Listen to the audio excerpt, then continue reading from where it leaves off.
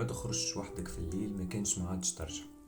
في حومة من الحوم العربي كانت فما دار قديمة، شبابكها مكسرة وبابها ديما محلول شوي، كأنها تستنى في حد يدخل.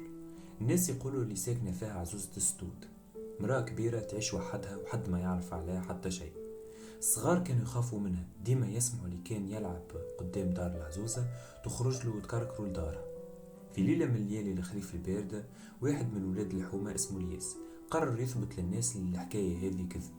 ما كانش يعرف اللي القرار هذا باش تكلف له غالي. الياس كان شاب طايش يحب التحدي وعمره ما كان يمن بالخرافات. نهار الجمعة وهو يقصر في الوقت مع أصحابه جبدوا على عزوزة السدود. ضحك الياس وقال: شكون هذه العزوزة اللي الناس الكل خايفين منها؟ راهي مرأة كبيرة، شنو باش تعمل؟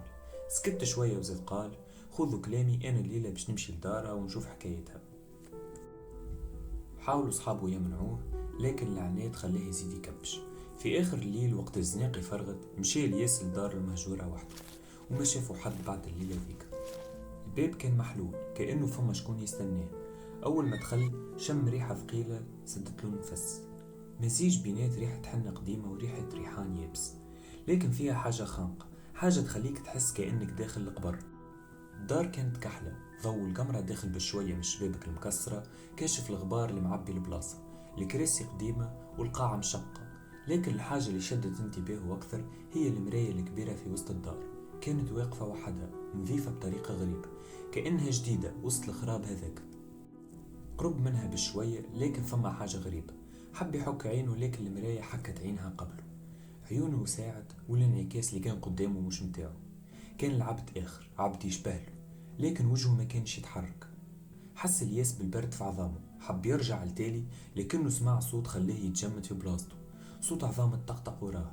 كي تلفت يلقاها هي، عزوزة طويلة عينيها كيف الجمر، لابس جلباب أسود ويداها مليانة بالحنة، لكن الحنة كانت تتقطر دم. علاش جيت؟ الصوت خرج منها كأنه خارج من الحيوط الدار الكل. حب الياس يعيط، حب يجري، حب حتى يرمش، لكن ما نجمش. جسمه تصلب، عينيه تحلوا بالسيف. العزوزة قربت ومدت يدها اليابسة ومست له جبينه. الدار دارت بيه والأرض تحلت والحيوط تشقوا كأنهم يتنفسوا.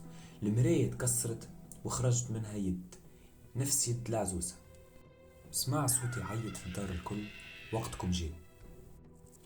من غدوة الحومة كانت ساكتة. صحابه سألوا عليه داروا الحومة الكل، لكن الياس ما عادش موجود. دار العزوزة كانت مسكرة، لكن الغريب انها ولد كما كانت قبل، لا مراية لا ريحة لا حتى أثر. الجار الكبير وقت سمع بالحكاية قال بصوت واطي: كل عام لازم واحد يتحداها، كل عام واحد يختفي. من وقتها كل ليلة كي يتعدى واحد من قدام الدار يسمع صوت همس عليه جيد.